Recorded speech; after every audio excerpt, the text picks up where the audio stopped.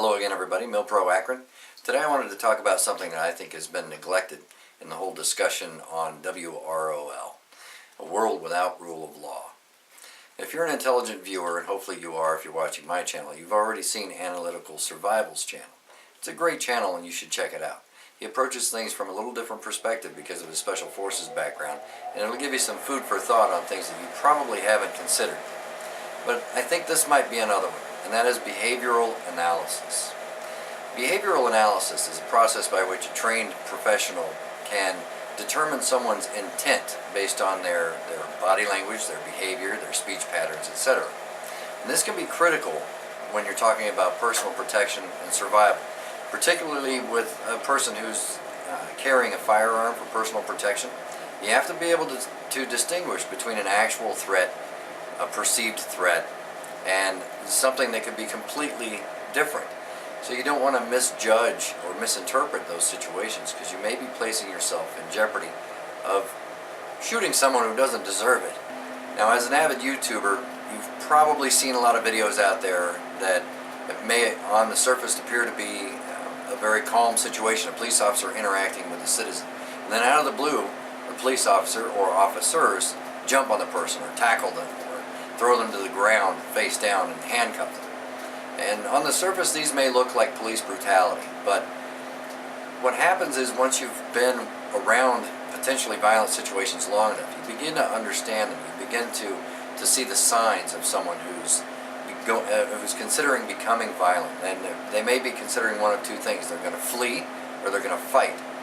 So these police officers, through their hundreds of interactions, learn to see those signs, and when they see them, they act immediately in order to prevent that person from either fleeing or creating another violent situation that they may have to respond to with deadly force, instead of preempting it and taking the person down early on in the situation.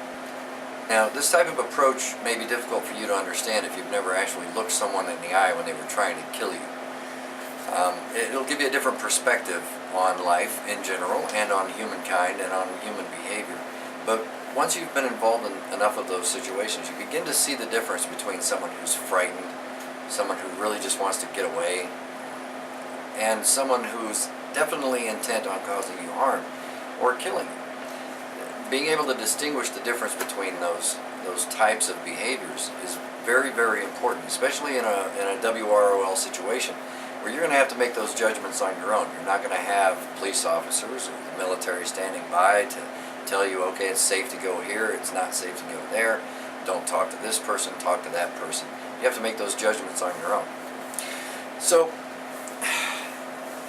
learning to do those things, now it can be very complex. There are courses you can take that'll teach you that. I mean, I've been through several courses on interview and interrogation techniques.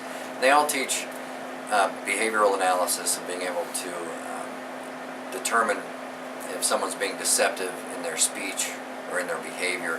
But those come in handy out in the real world too, out when you're dealing with crowds or with people on a daily basis. So you can equate it to talking about counterfeiting. I was told a story many, many years ago by a professional in the industry who said that there was a certain bank that used to train their tellers and their bank tellers and their vault tellers to find counterfeit dollar bills. Now, the way they did this was they took those cashiers and those tellers and they put them in the bank vault and made them count money all day long, over and over and over again. For several days, they would do nothing but play with money, change it from one stack to another, count it, move it from one location to another. The reason being was because once you've felt the real thing enough times, you'll be able to spot a fake instantly. So they didn't show them any counterfeit bills. They didn't let them feel any counterfeit bills. They only taught them how to identify the real thing, so that a counterfeit would stand out like a sore thumb. And you'll see that a lot too when someone is a counterfeiter and they're trying to pass bills. They'll go into a place where there's a young, inexperienced cashier there and pass the bills to them, because they're less likely to detect the fraud than an experienced cashier who's touched literally hundreds of thousands of bills in their career. And they will know instantly that the one that touches their hand isn't real. So behavioral analysis is very similar. You become a people watcher. And no, I'm not talking about getting a telescope and watching the sorority house down the street. I'm talking about watching people on a daily basis go about their daily routine. Walking through the mall, walking through a Walmart, going to the parking lot, opening their car door, putting on their coat, taking off their coat, talking to other people, pushing a shopping cart, watching them do everything. And you just start to watch people. And if you do this long enough, you'll start to see peculiar behaviors in certain people, and it'll flag in your mind. And you'll say, this person's acting differently. Their behavior isn't consistent with what I've determined to be the normal behavior for this area, this culture, this region, this neighborhood.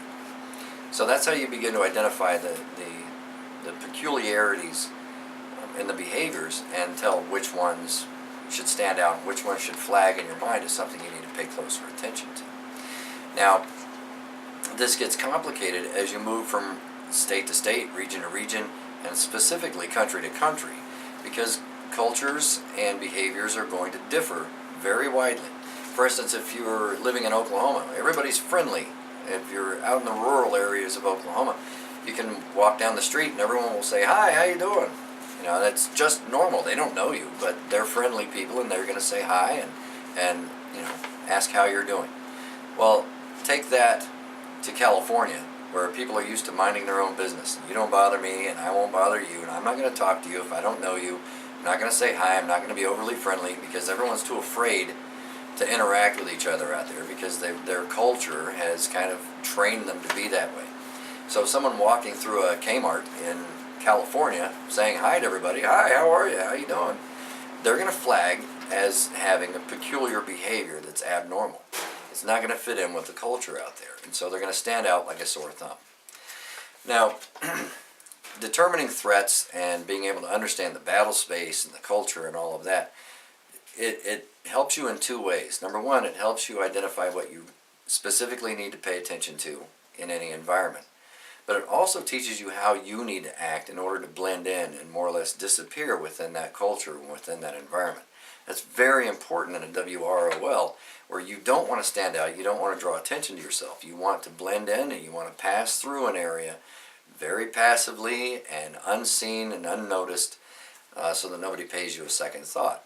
That's going to be the key to surviving in a situation where there is no rule of law and there is no one to protect you but yourself. You have to get through an area if you need to pass through an area, basically without being seen. And if you can't do it, you know, if you're not a ninja and you're not going to pass through and never be seen, you have to know how to blend in with that culture, how to blend in with that society or that situation and pass through it without drawing any attention to yourself. So more or less, to sum up, become a people watcher. Monitor people's behavior and try to determine what's normal and what's abnormal behavior. Not only can it help you identify the guy who might be trying to break into your car in the parking lot or trying to slip you some counterfeit money, but it may help you survive someday if you do find yourself in a WROL.